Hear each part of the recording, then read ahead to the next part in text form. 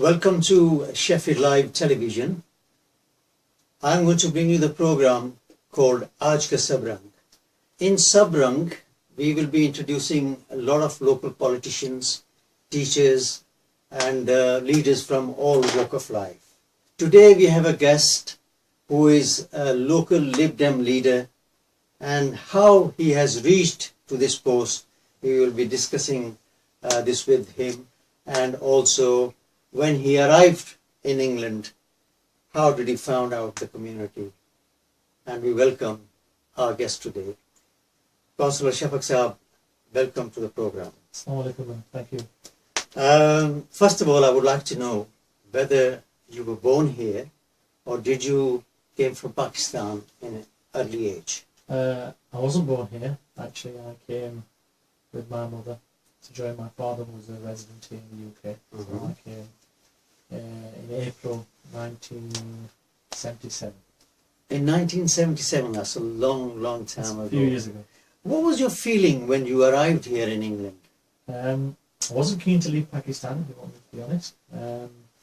But when I arrived here, it was very strange. Obviously, I now know that we landed at Heathrow, and it was so crowded. I've never seen so many people of different backgrounds. And although I'd seen a picture of my father, I didn't know what he really looked like.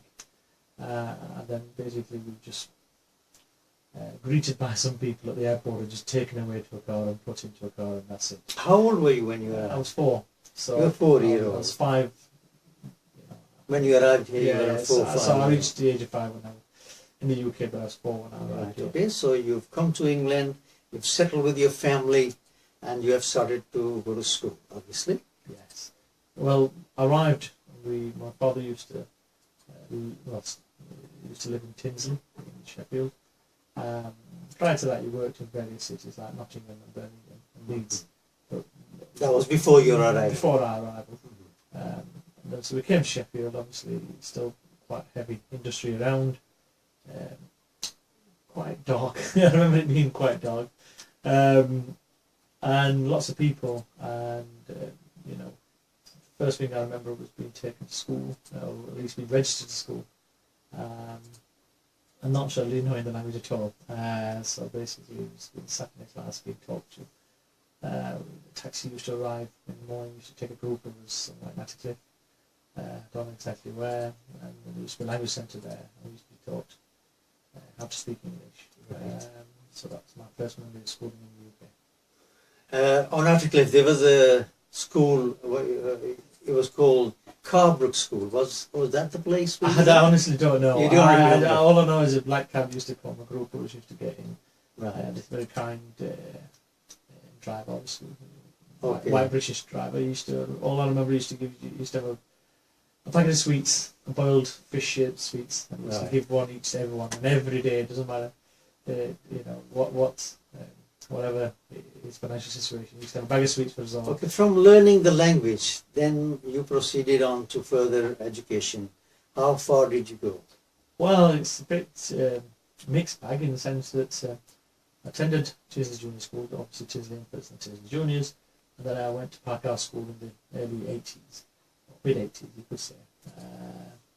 And I stayed at Parkhouse till June 1988.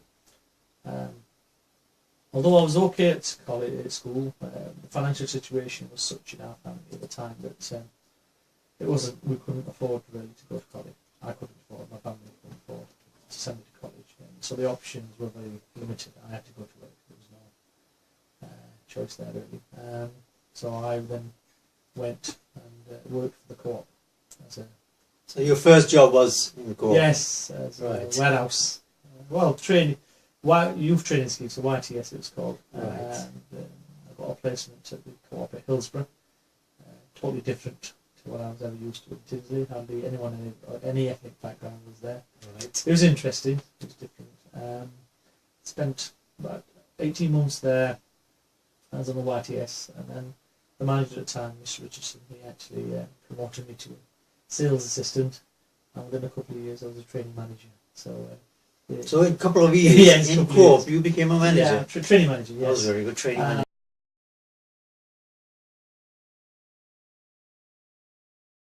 So often I was either opening up the shop or locking up, and obviously with that came a lot of responsibility, quite substantial amounts of high valuable stock as well as cash. I mean, we used to sell not just food, we used to sell TVs, videos, clothing, furniture, fruit and vegetables, etc. So it's a really big shop.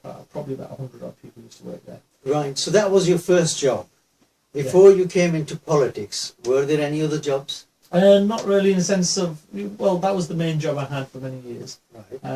And then it got to the point where actually I always longed to, still be able to progress in my studies. But obviously financially, it was a situation where it was difficult for the family. So once I established myself, became a training manager, in those days, pretty, it was a good salary. I was able to cope. I decided to go back to college, evening class, night classes, studying English and then A-level maths. And it was at that point where actually one of my tutors, maths, said basically, we've got two options. Carry on as you are doing part-time studies for 8, 9, 10 years, or bite the bullet. Right. And actually do a year's course at college and go to university. And I said, I'm not sure I'm cut up for that. And he said, trust me, I've seen many people come through the doors. I'm amazed you never went to college in the first place. I totally understand why now that you tell me the circumstances. And I honestly feel that, I think this is the time. You're in your mid-20s, you're not going to go there and mess around. You've got, you've got a wise head on you.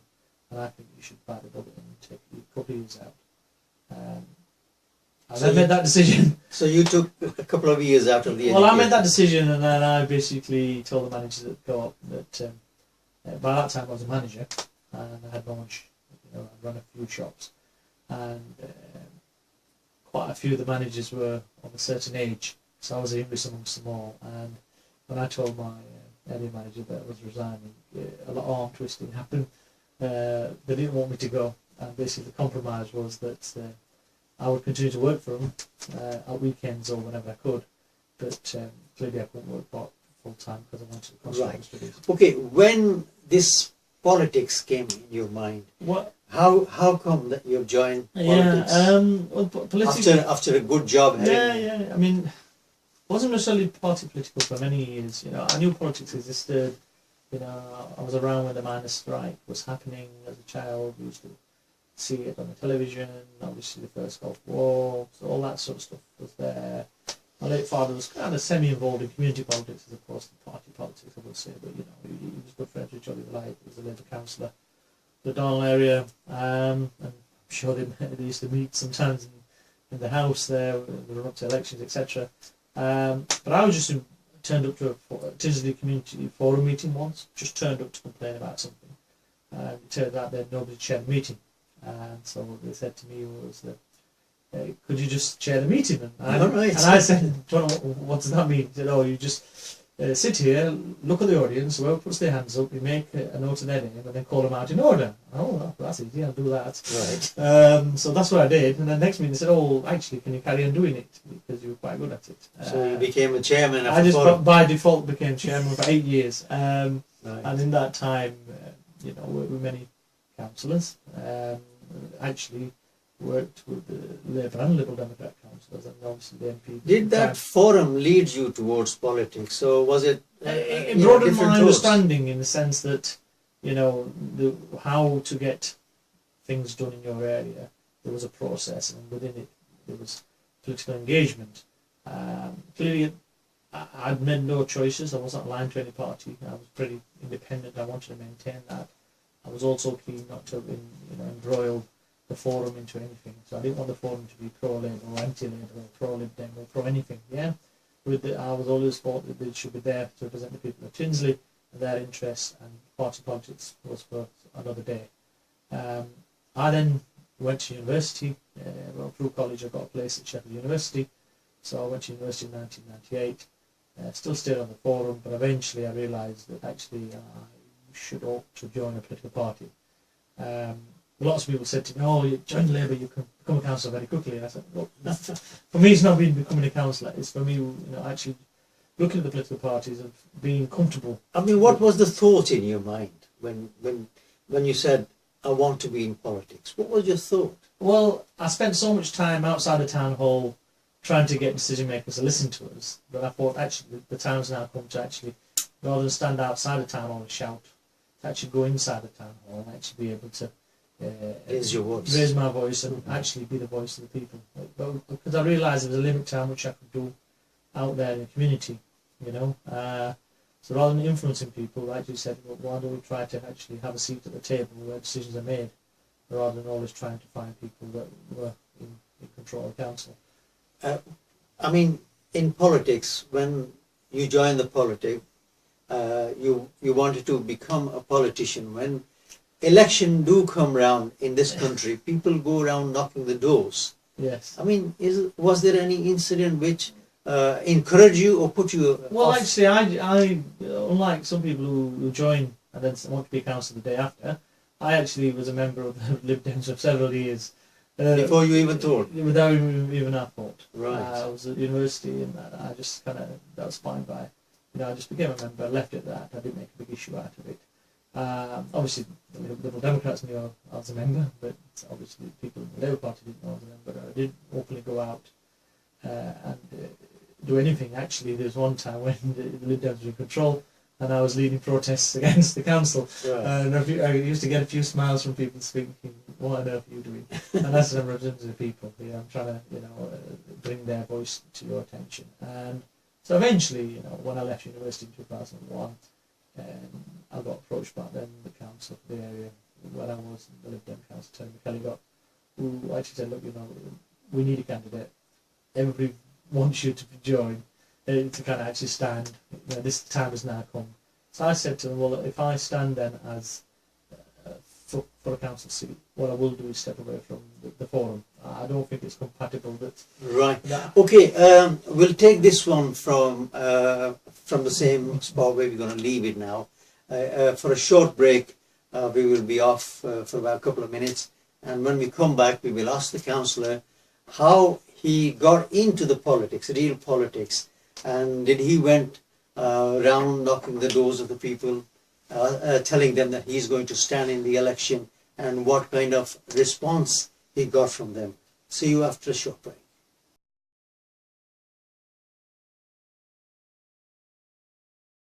Right, welcome back from a break, and we were talking about Councillor Shaffaq going into politics. Councillor Shaffaq, when you decided to stand up for a councillor's seat, I mean, usually they go around knocking the doors and telling the people that you're going to stand in their area. I mean, what kind of response did you got from the community? Well, obviously, when I spoke to people, it was people I knew. They were very happy and really saying, "Oh, wonderful!" That time we had some new faces involved at a local level, and really excited by it. I was also excited. I thought, "Oh, wonderful!" You know, people are putting posters up. But also, there was lots of things I didn't realise about my own community, my own area, that you know, really opened my eyes. One of the occasions I think I went like you said, door knocking, and with door knocking sometimes you get invited into some people's houses. So we sat in the house, and the gentleman, because I went with a friend from Darnell, we sat there, and the gentleman said, "Oh no, there's absolutely no there's a lot of difference between you and the other candidate. You know, it's like chalk and cheese." I was like, "Oh, okay." You know, you're of a certain age, you've got all these background abilities. However, I still can't vote for you. There's a problem. I said, "What's the problem? Maybe I can help you solve the problem." He said, "Oh no, it's not you. This problem you can't solve." So I said, "No, honestly, tell me. I'll see if I can help you." And a couple of times I asked him, and then the person next to me then pinched me and said, "Oh, okay, no problem. Let's go outside." Don't mind me asking this, but was he from the Asian background? Yeah, he was from the Asian background. Right. So I honestly didn't understand. So when I got outside, the guy, he almost clipped me across the ear and said, "Look, you know, the guy's always said there's no, you know, there's so much difference between you and the candidates, but there's a problem if he's not going to vote for you. You should realise that." And it's all based on, you know, kind of the background of where you are, who your father was, what their professions were, and it's something that really opened my eyes. I didn't think that existed here, or didn't ought to factor here, but it's such a huge issue. And whilst I just did the very British style of politics, knock on a door, what the issues are, let's right, solve the issues, this is my party's policies. I quite frankly felt it was none of anybody's business who my father was, what his background was, where he came from. That didn't bear on me, actually. Councillor Shaffaq, do you think that our community is based on brotherism politics? I mean, do they vote for the person they know or their background, or do they really vote for the person who is capable of representing them in the town hall? Well, that's an issue. I mean, there's one that you hope that they vote for the best person and the best party, or the best party that reflects their views. But, you know, I think the realities are, you can see it not just in South Yorkshire, Sheffield here, but across the country, that there are some groups of people who personally just vote for individuals. So therefore, you know, if they're a Labour candidate, they still vote for them. If they're a Lib Dem candidate, they vote for them. If they're a Conservative, they vote for them. That's the harsh realities of it. People can dispute that. I let others judge it. But that issue exists where people do vote on brotherism and friendship. Yeah, and depending on which area of Pakistan you were from, or whether your father was in a similar profession and not. And what my view was, look, my father was a steelworker. So basically, the rest of you are steel workers, so there isn't any difference. Yeah, so basically, what we are saying here, that the politics played a part in Pakistan. Same politics have been carried over to UK. Do you think it's the same thing? Yeah, it was, and actually my colleagues were very well aware of that. I remember Peter Moore was leader of our party at the time, leader of council, and then Paul Scrivener took over from Peter. Both came to me the second time I lost and said, look, you know, we've made some inquiries within the local community, and your style of politics here is not going to succeed. Trust me. You know, what we think you ought to do is stand in a different area. Go and stand somewhere else. Right. And actually, I remember Paul Scriven saying to me, "You'll probably be able to do a lot more than you will ever be able to do if you were the council of this area once you're on the council." And I didn't quite get that. I thought, you know, what Paul's saying, and I realised that actually, sometimes when you, from outside the ward, you can be very honest and frank with people without fear or favour. Whereas if you're a ward councillor, you don't want to upset, this individual, this group of people have got a particular ward bank. You know, for me, there's always been, you know, over the last 10 years I've been on the council, I've been sometimes been able to be very honest and frank with people. Sometimes I've not liked it, but ultimately I've always felt hand on heart that I've done the right thing. So third time you were lucky from a different area, yes, where our community didn't exist a lot, you know. There's very few, yeah, there's very few. So you got elected as a councillor. Yeah. Okay, you became a councillor. Then obviously you were very active in the town hall, and also you took as a cabinet member, position as a cabinet member. I mean, how did you got there? I got there because my colleagues wanted me to be there, Right. and they voted for you. So the way things worked was that every year, I'm sure the Labour group have it, the Lib Dem group have an annual general meeting in which they re-elect a leader. They can choose a different leader if they want to, and then they elect a shadow cabinet. That's what it was when I first got elected. And ultimately then that shadow cabinet, if you're in control of the council, becomes the cabinet. And that's what happened. So all the councils fought in secret ballot. You know, people are encouraged to stand. You basically have a 3-minute speak, 4 minutes, whatever this time limit was in those days. You get up and speak, and it still happens now. Still happens now. Every year. Right. At this point, we will take another short break, and when we come back, we will ask Councillor Shaffaq how he became the leader of the Lib Dem locally in Sheffield. He took over from Paul Scriven. See you after a short break.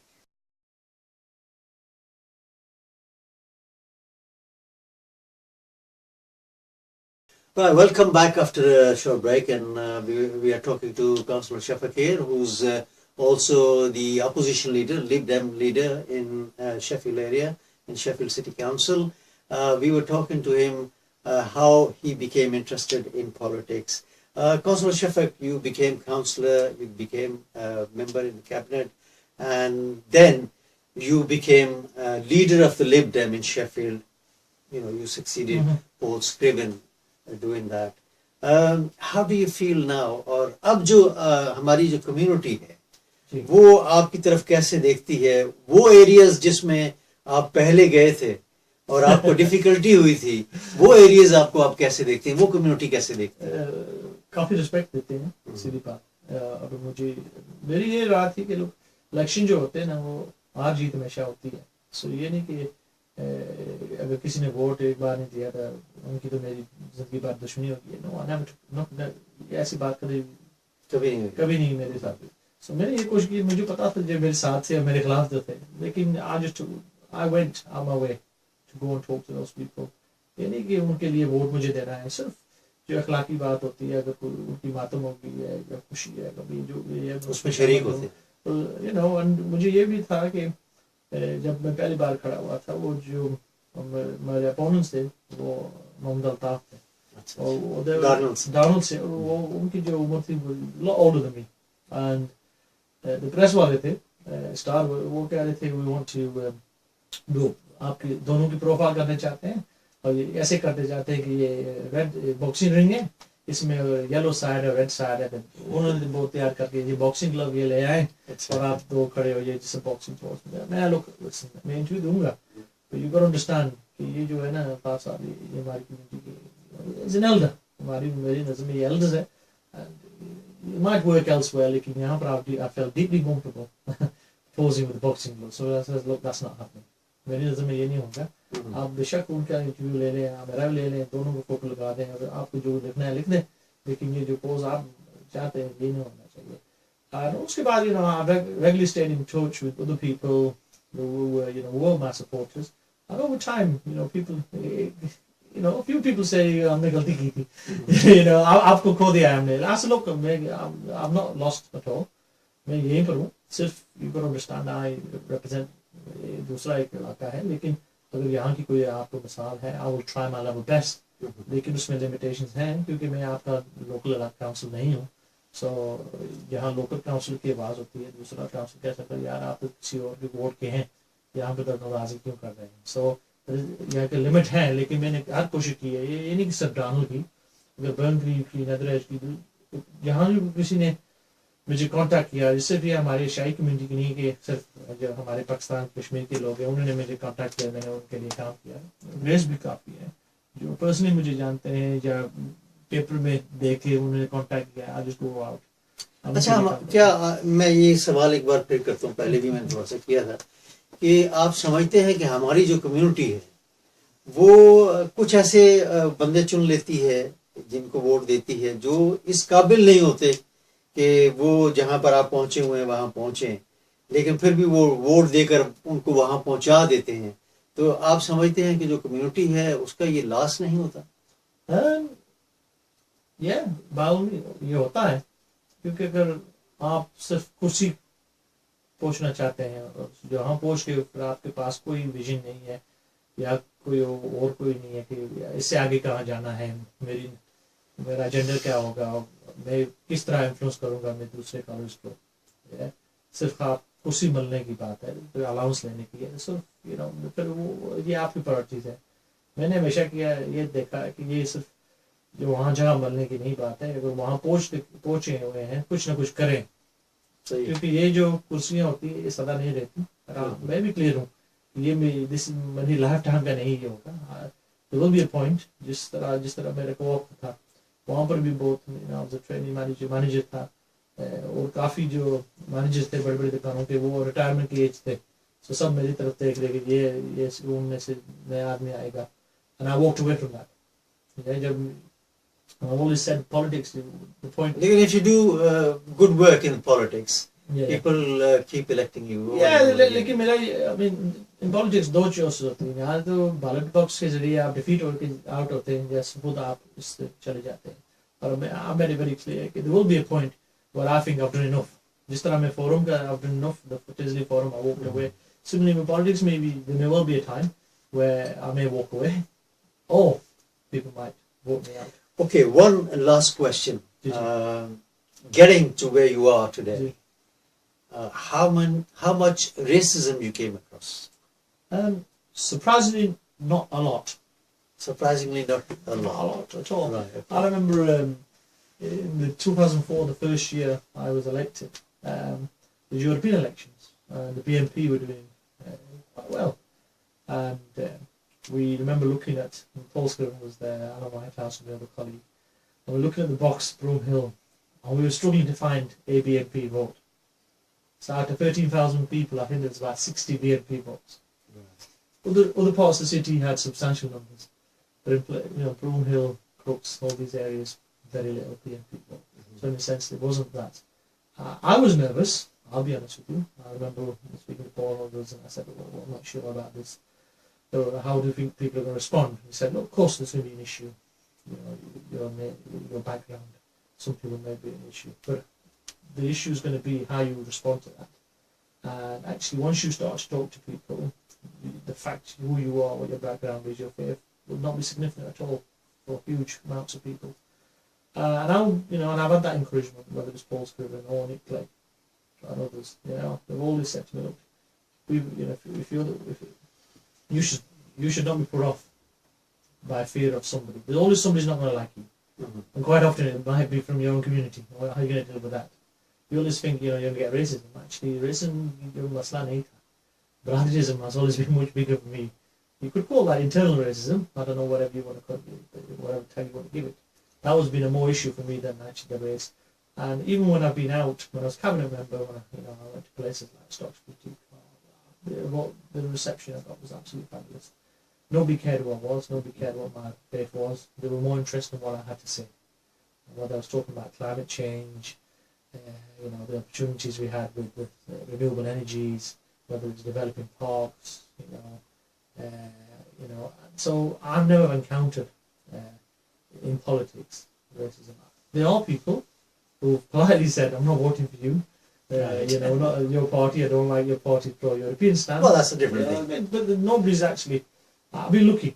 Maybe there have been other councillors of BME background or Muslims, whatever, who have had issues. I haven't. Right. I don't know how much aware you are from the Pakistan politics point of view. वहाँ जो voter होता है वो कहता है कि दिन हो या रात हो मैं उसके पास पहुंचूं और अगर वो मेरा काम नहीं करेगा तो मैं उसको वोट नहीं देता. ये हमारे एक कल्चर में है. तो यहाँ क्या पाकिस्तानी कम्युनिटी जो है, एशियन कम्युनिटी जो है, उनका भी रवैया ऐसे ही है कि ये हमारा काउंसलर है, इसको हमारा जायज नाजायज काम करने पड़ेंगे. मुझे हैरान की ये बात है कि मुझे पता है कि जब 2002-03 में मैं खड़ा हुआ था दानों में और मैं कामयाब नहीं था, उसके बाद कई साल बाद एक आदमी, बुजुर्ग आदमी थे, मेरे पास आया, आपने ये काम करना है. अच्छा. मैंने कहा मैं मुश्किल है, मैंने नहीं आपको मैं वोट दिया था. मैंने आपने वोट तो दिया था, मैं हार गया था, तो मसला नहीं, वोट दिया था ना आपको. सो हमारे अंग्रेजी कॉलेज वो कहते हैं, लोग फिनोमिनली आपके जो प्रेशर होते हैं, मसलन आप जब डेफ हो जाती है, वो कहते हैं जब डेफ होती है nobody contacts us. लेकिन we know absolutely not just you but other councillors, doesn't matter what time of day or night it is, आपको contact करते हैं. Must be incredibly difficult for you. I said, look, that's why हमारे लिए ये systems जो है we have put in place where people should feel confident. वो खुद वो अगर council को phone करेंगे, they'll get no different service than अगर मैं phone करूँगा. लेकिन हमेशा ये होती है, lack of confidence होती है. लोग फिर भी कहते हैं जी अगर शफाक phone करेगा या मोहम्मद अली करेगा या इकरार और दूसरा आदमी करेगा तो उनके लिए वो काम हो जाएगा, लेकिन हम करेंगे नहीं होगा. और मैं हमेशा उनको कहता हूँ, look, the system वहाँ पर है. Elected members should really get involved unless the system breaks down. आप खुद कॉन्फिडेंस होना चाहिए. सो जब आदमी मुझे अप्रोच करते हैं, मैं ये कहता हूँ कि मैं अकेला नहीं करूँगा, आपके साथ जो नौजवान है 2-3 ये मेरे साथ आए. तो उनसे मैं ऑब्वियसली भी उनको कम्युनिकेट करता हूँ, स्पीक कि यार ये इतनी मुश्किल बात नहीं है, ये 2-3 फ़ोन नंबर्स हैं, आप ये करेंगे. सबसे ज़रूरी बात है कोर्स डेफ डॉक्टर से ले लें, the rest is formality. So ये नहीं कि हम कोई जादू करते हैं. It's there, it's been settled many years, for many years before I joined. All we've done is improve the system. So ये होता है. ये हमारे कॉलीग्स हैं, उनको भी पता है कि हम पर डिमांड होती है far beyond. रहेगी जो जायज़ नाजायज़, हम भी very clear. जायज़ request that I will try my level best for you. नाजायज़ I'll be very clear. It's not going to happen. Right. That's very good. دوسری بات میں یہ کرنا چاہ رہا تھا کہ آپ کوئی میسج دینا چاہیں ہماری کمیونٹی کو کہ جو یہاں پر کمیونٹی رہتی ہے کیا ان کو یہاں کی جو پالیٹکس ہے اس میں حصہ لینا چاہیے یا جو پاکستان میں پالیٹکس ہے اس میں حصہ لینا چاہیے یا دونوں میں حصہ لینا چاہیے؟ آپ کیا کیونکہ آپ بھی ایک پارٹی کے ساتھ منسلک تھے، پتہ نہیں ابھی ہے یا نہیں؟ میری تو یہ رائے ہے کہ یہاں پر جو پالیٹکس ہے وہ آپ کی لائف پر انفلوئنس کرتی ہے. سو بے شک آپ پارٹی پالیٹکس میں نہ شامل ہیں، کم از کم take an interest in politics. اور پاکستان میں بھی that has an effect on you. جو پاکستان اگر جاتے ہیں کم از کم وہاں پر ہوتی ہے. اوبیسلی وہ جو وہ پالیٹکس ہوتی ہے ڈفرینٹ ہے، وہ پرسنالٹی پالیٹکس ہوتی ہے. اگر آپ پوچھیں پالیسیز پہ نہیں ہوتی، آپ کسی سے پوچھیں ہاں جی یہ جو پیپلز پارٹی ہے یا دوسرے نون لیگ ہے ان کی جو پالیسی ڈفرینسز کیا ہے، تو لوگ کہیں گے نہیں یہ ہم میاں صاحب کو ووٹ دیں گے محترمہ کے جو پالیسی نہیں میاں صاحب کو دیں گے. بس. سو دیر از اے ڈفرینس، وہ جو پرسنالٹی پالیٹکس ہے. میری یہ رائے ہے کہ یہاں always been polite and courteous. سو ہر آدمی جو ہے وہ کہتا ہے کہ میں اس جماعت کو میرے ساتھ آئیں، یہاں پر آئے. لیکن میری یہ رائے یہ مشورہ یہ ہے کہ look, I will not join any party formally. I will have close links with whoever, and I'm quite happy کہ کسی بھی جماعت سے کام کریں اگر وہ they want to improve the lives of people in Pakistan or improve the lives of people from UK or Pakistan. اب یہاں سے آزاد کشمیر سے بھی آتے ہیں، پاکستان سے بھی آتے ہیں. افسوس سے یہ ہوتا ہے کہ اگر ایک پارٹی کے جلسے میں جاؤ تو کچھ آدمی ناراض ہو جاتے ہیں. اگر جب ان کے جلسے میں جاتا ہوں دوسرے ناراض ہوتے ہیں. میری رائے ہے لوگ آپ بھی pretty clear and consistent جو میسج رہا ہے میں اس جماعت سے بھی، آپ دوسری جماعت بھی، تیسری جماعت سے. It's by engagement. Some senior people within some parties have been very engaging. اور کچھ جو ہے بالکل کسی سے پوچھتے نہیں ہیں. So I think جو پالیٹکس پاکستان کا ہے کہ آدمی جو ہے بالکل وہاں پر اٹینشن دیتے ہیں، یہاں پہ کچھ نہیں کرتے. لوگوں کی چوائسز ہے. I will not condemn them for that. لوگوں کی چوائسز ہے، لیکن میری یہ ہے کم از کم یہاں پر بھی نظر رکھیں، لوکل سطح پر بھی کونسل کی طرف سے اور جو نیشنل سطح پر ہے جو پارلیمنٹری الیکشن ہے وہ بھی ضروری ہوتے ہیں. Right.